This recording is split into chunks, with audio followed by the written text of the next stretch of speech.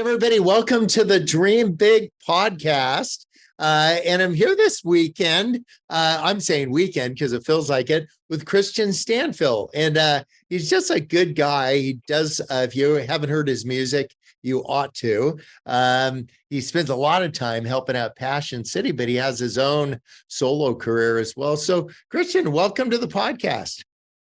Bob, it is so awesome to be here and to see your face.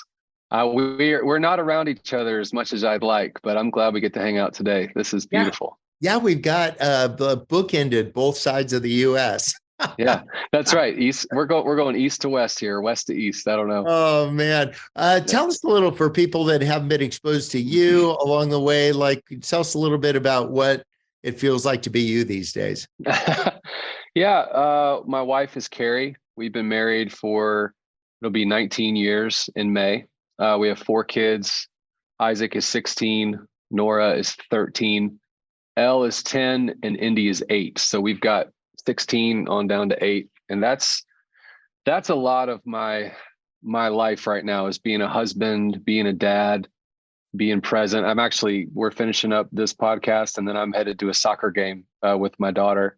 So that is life right now. And then, in the midst of all that, writing songs, leading worship here at Passion City Church, and just trying to keep it real. Yeah, I think the people are sometimes known for their musical accomplishments, but I think the reputation you have is you're just a good guy. You're a great musician, but you're just a good guy. And that's like a great feedback to know that's how you're spoken of at the age. Is like, he's a good guy. It's really sweet. People that listen to this podcast, for many, faith is a big deal for them. For others, not so much. They're just like, they just love people and want to have some ambitions they want to go after. You picked music. You could have been running a small country. Why did you pick music?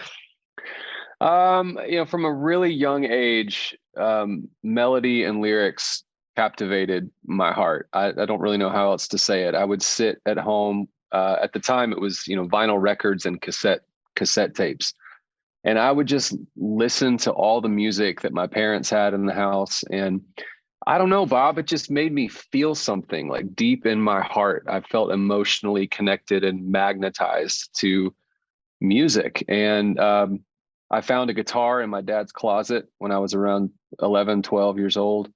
And he knew a few chords and taught me a few chords, and started writing songs. And that was it, man. It was like a drug. I just got hooked on it. I love the feeling of creating something out of nothing. I would be sitting in my room as a 13, 14-year-old kid, and I would write this song. And it was a terrible song, Bob. These were horrible songs. But I just would look at it after it's finished and go, that wasn't here just a moment ago. And now it's here. And I still feel that way today. I'm still, I'll be 40 in a week and a half. And I still feel this electricity around creating something.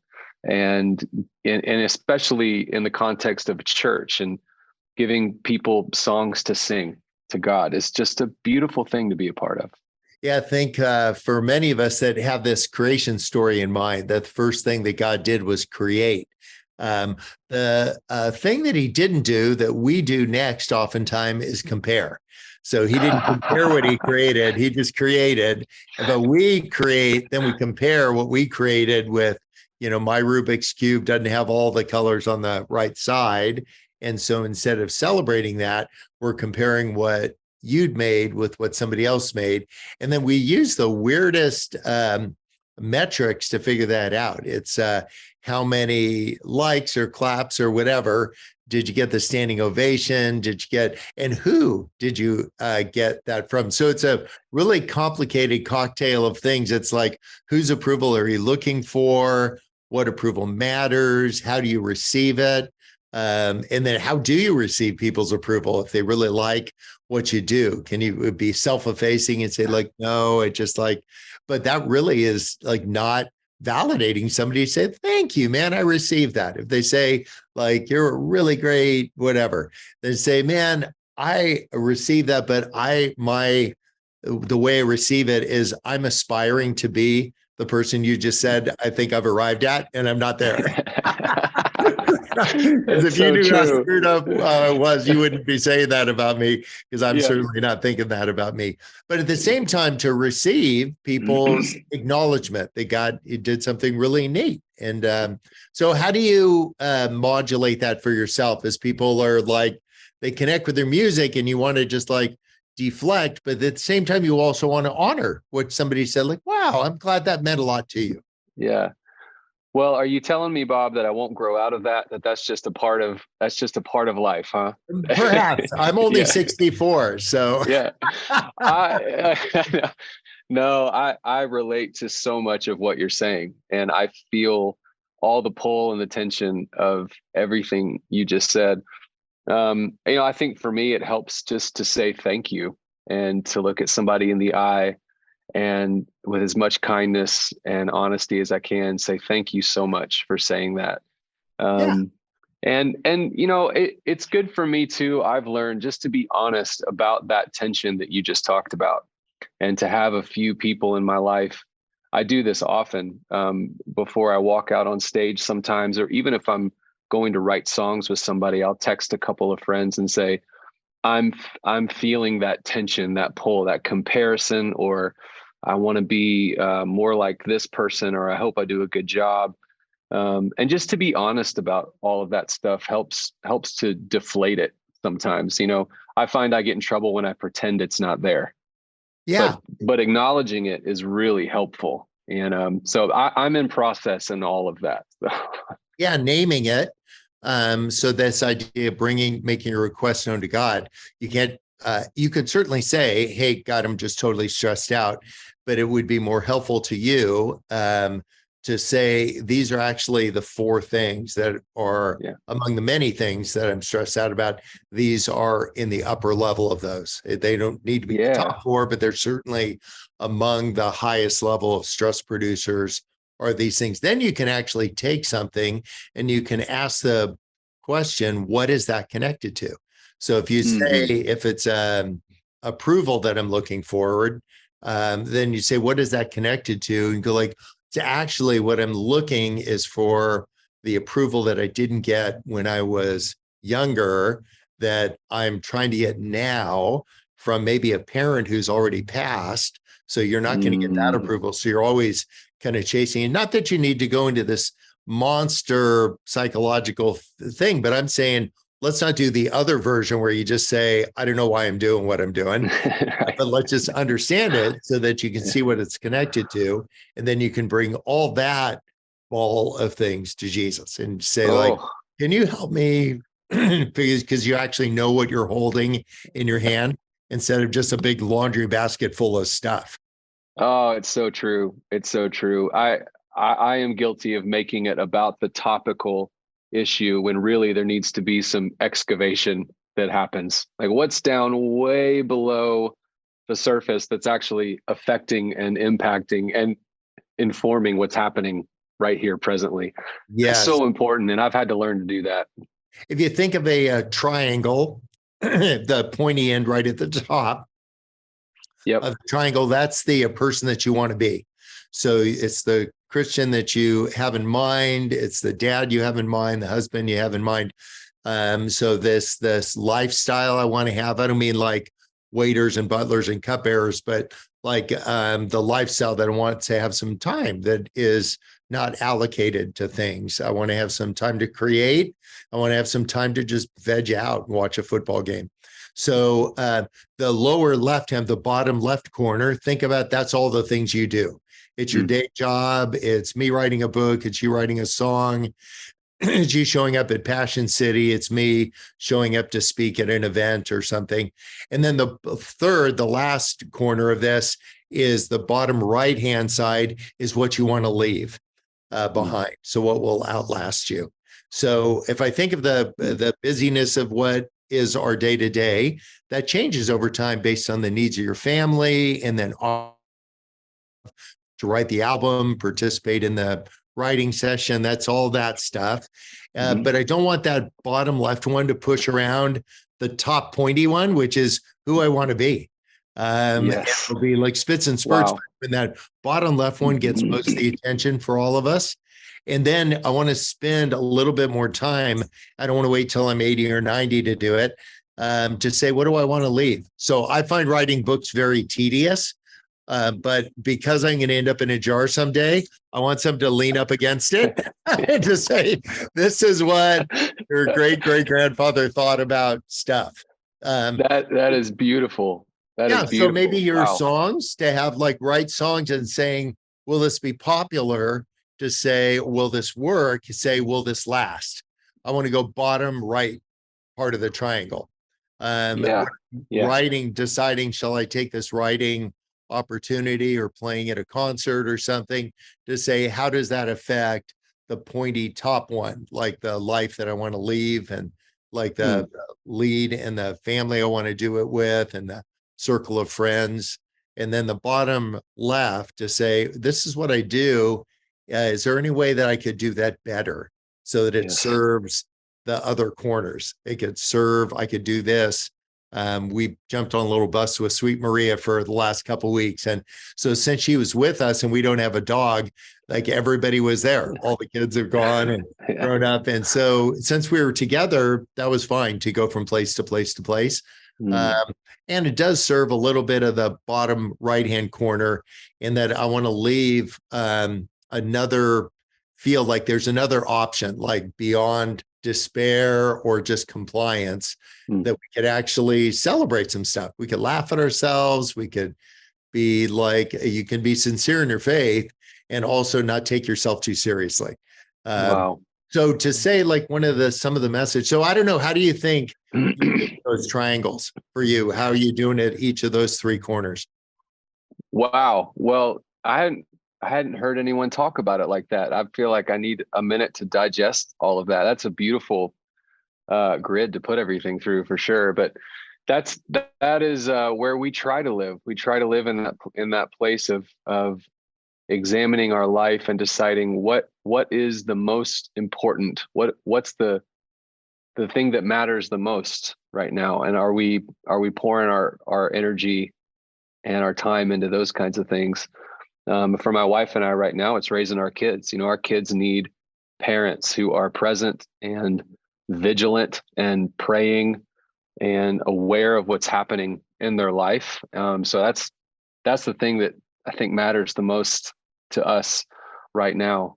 Yeah. And even some of the music, over the last couple years, we've been through a lot as a family. I've been through a lot personally, and expressing some of that in the music, I thought about my kids a lot as I was writing these songs and making this project, and thinking one day, because everything on the internet lives forever, right? One day, my kids are going to hear this music, and they're going to hear a sonic, documentation of everything their dad went through and the process of it all. And what a beautiful emotional thought to think that our kids will be uncovering these things, and your grandkids and great grandkids will be reading these books one day, and that will be a part of how we brought heaven to earth, a part of that legacy. And just what a beautiful thought. So how did you decide the new album you have is Make It Out Alive? So tell us about that. Clearly there's a message in there. Yeah. Well, it started, 2020, impacted and crashed into all of us in different ways. But for us, it, cleared the deck, cleared the schedule, everything got canceled. And I found myself at home. Life was much quieter than I had been, used to it being. And I took a hard look in the mirror and just saw some things about myself and my life that I needed to address and adjust. And I knew I wasn't healthy. I needed to get healthy. So that started a process of, my wife, my two best friends, my pastors here, my family, all deciding, what are the steps that we're going to take, so Kristian can get healthy. I ended up at Onsite in Cumberland Furnace, which I know you have a relationship to Onsite. I love those guys. Oh, it's just so, truly, Bob, a life-changing week for me, doing everything we talked about just a second ago, getting below the surface and going, up here, there's, addictive behavior and there's some brokenness up here, but what's way down here underneath all of that? And I had never talked about that stuff, never looked at it, never let the light touch it before. And it was truly life-changing. And through that process of being honest with God and with the people closest to me, these songs started to surface. As a songwriter, I was processing the moment we were living through. And it turns out that, a lot of people that go through hard seasons in life feel like they're all alone and they feel like they're on an island or isolated. And these songs, this project was a way for me to just try and tell people, hey, you're not alone. Let's talk about it. Let's be honest. Let's be real. I know it looks dark right now. I know you might feel like you're in a really deep valley, but one step at a time, one day at a time, you're going to make it out alive. That was the whole message of the project. And so it's a very vulnerable project, very personal, very raw. Not songs that you're probably going to hear in a church on a Sunday morning, but Yeah, good. it's for real people, Yeah, when you are playing your music, it must feel kind of vulnerable because people will react. Like if you release a book, you release a song, you release whatever, people will have a one sentence summary of it. And it was something you poured, like this is a reflection of like decades of lived experience and hours of like mastering your craft and then wrangling all the words. And have you learned that to separate yourself a little bit from how somebody receives the songs that you get out there? Probably not as well as I should. I probably haven't learned that as well as I should have yet. But no, it's been beautiful, especially with this project, with Make It Out Alive. It's opened the door to so many great conversations with people. As I play the songs live or even on Instagram, just connecting with other people who have been through similar journeys as I have, or they're on a similar road that I'm on. And just to connect with that greater community of people who are just trying to be real and live in the light and walk with Jesus and walk with people. So that's been a really beautiful byproduct of the whole thing. I've had to learn to get comfortable with being misunderstood. We were talking before we started here with the podcast about the reason that I write books is for the guy at the tire store. I want him, I would describe him as church adjacent. He's not mad at the church. He's not in the church, in and out of the church. He's just the guy at the tire store. And on one of these stops last week, there was a guy that was at this question and answer thing. And he raised his hand and said, I'm the guy at the tire store. He's literally working at a Firestone store. And somebody gave him one of these books and he read it. And he said, for the first time, it kind of made sense about faith. And they go like, buddy, I've been waiting for you. And so I took his picture and I said, I'm going to put that on my desk to remember I'm writing words that will make sense to you, because he wouldn't understand nor identify with some of the phrases in the speak that is common within a faith community. But he understood the part about Jesus. That made a ton of sense to him. No doubt a confluence of 100 things in his life. But when you're writing a book, I'm always telling people, know who's in the chair. And you can't say this book is for everybody, because it isn't. Know who's in the chair, and it's the guy in the tire store that's in the chair. So my question, who's in the chair when you wrote Make It Out Alive? Well, there's a group of people, not specifically, but if you go to the back of our church on a Sunday morning, there's a group of people that just sit in the very back, kind of in the shadows. And the fact that they're even in the room is a miracle. They're like, it took a lot for them to walk through the doors of a church, and they don't speak our language. They don't know all the, religious words or the talk. They need something real and authentic. They need something to go, is this Jesus guy and are all these Jesus people, is it real? And I thought so much about those people when writing these lyrics and writing these songs, using language that was like we're talking right now, very conversational, very real, just man to man right here, you and me just talking. I tried to put that kind of tone and language in these songs so that anybody could pick up these these songs and go, well, I don't know about, Kristian Stanfill, the worship songwriter, the worship leader, but this guy just feels like he just wants to sit down and have coffee with me and just be honest for 45 minutes. And Yeah. that was the heart, and that was the person that I had. And then along the way, I've met so many people and had so many specific conversations with guys who I've heard their story, and some of it's really hard, a lot of it's really hopeful, but I have their faces and I have their names in my mind too, and I'm thinking they represent so many people out there who are Yeah. looking for something to give them hope today. And that was the goal, the heart behind it all. Yeah. I'm thinking about the conversation Jesus had with a great number of blind people. He just kept asking, what do you want? Yeah. And even though it would be Yeah. evident what they wanted, I think he wanted to know, do you know what you want? And that's just a great question. If you look at a photograph and there's 30 people in it, maybe a bunch of friends from Passion, then if I were in that photograph, I would look and find myself first, and then I would look at everybody else. I'd want to see, are my eyes closed? Is my mouth open? Has Kristian put some bunny ears up behind me? Like, well, Not a chance. once you find yourself, then you can find everybody else. But like in your songs, writing to the normal person without any of the other speak or kind of silent qualifications, you can just say, like, if you can see yourself in these words, then you can just see the rest of the beauty in the song, this bigger picture, this larger narrative of Jesus in the world. And so that's what I'm constantly thinking. If I write a story, I don't want to make it about me. I want to make it about you, seeing you in whatever I just teed up.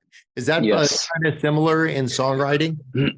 Very much so, especially on this project. It was about trying to help people find an on-ramp to this message of grace, message of hope, message of recovery, all of that, just using language that helped open the door for people to walk through, for sure.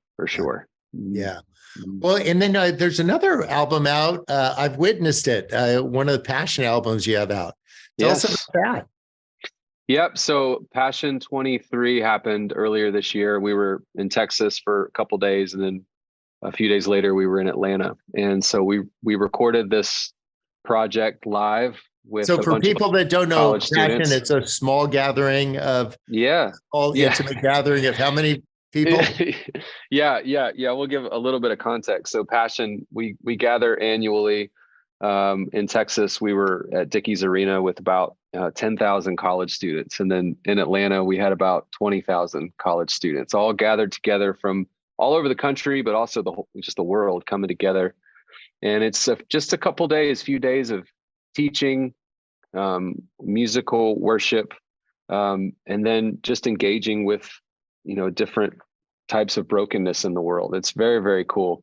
And so we recorded these songs live at conference, and it's beautiful because the live recording is great in the way that it gives you a glimpse into these moments that happened. That there are things that we can plan for, and there are things that we can go, this would be a good idea. And then there are moments where you just feel like God takes the steering wheel and he just comes and it's like, well, actually, this is what we're doing. We're going over here now. And this record is those kinds of moments, those holy moments from Passion 2023. And I love this collection of songs. You can hear the desperation and the authenticity of a generation singing to God. And I mean every word of what I just said. There was a real desperation in the room when we sang these songs, and that's what you hear. So it's beautiful. And Kristian, I'm just so glad that you're doing what you're doing. Make sure you greet the family for me and the whole Passion family. I'm really proud of you guys and all the unique way that you're touching people's lives. It's really inspiring from this coast.